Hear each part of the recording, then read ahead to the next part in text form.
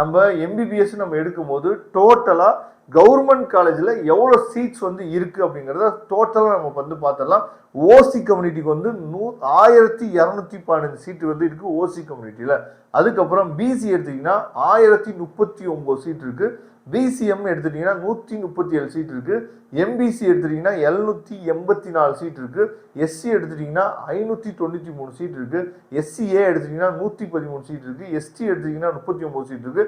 டோட்டலா நம்ம Tamil Nadu government colleges வந்து மொத்தம் 36 கவர்மெண்ட் காலேஜ் இருக்கு.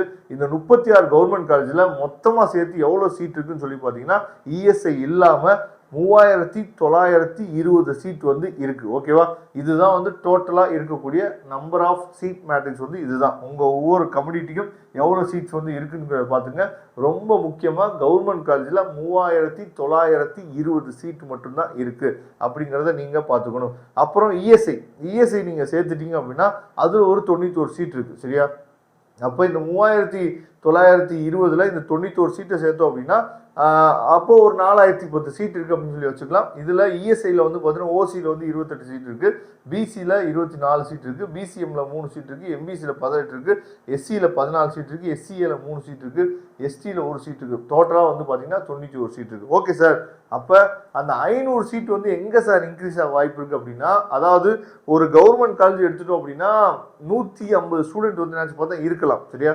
ஆனா நம்மளோட கவர்மெண்ட் காலேஜ் நிறைய வந்து பாத்தீங்கன்னா ஒரு 10 காலேஜ்ல வெறும் 100 சீட்டு மட்டும் தான் இருக்கு. சரியா? இது வந்து லாஸ்ட் 2 இயர்ஸா வந்து நம்மளோட தமிழ்நாடு கவர்மெண்ட் வந்து கேட்டுட்டே இருக்கிறாங்க. ஆனா என்ன பண்ணலாம் அப்படின்னா அந்த 50 சீட் வந்து என்எம்சில இருந்து இன்னும் வந்து நமக்கு வந்து கொடுக்கவே இல்லை. 10 காலேஜ்ல 50 சீட் வந்து கொடுத்தாகணும். சரியா? ஆனா இன்னும் வந்து அதோட அப்டேட் வந்து கிடைக்கல.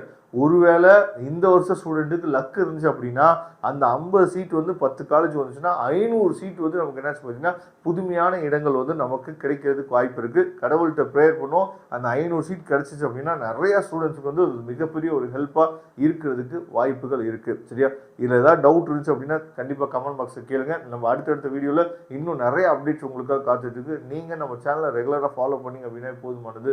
சூப்பரா நீங்க கவுன்சிலிங் அட்டென்ட் பண்றதுக்கு நம்ம சேனல் வீடியோ வந்து உங்களுக்கு ரொம்ப ரொம்ப ஹெல்ப்ஃபுல்லா இருக்கும். தேங்க்யூ. நம்ம நெக்ஸ்ட் வீடியோ பார்க்கலாம்.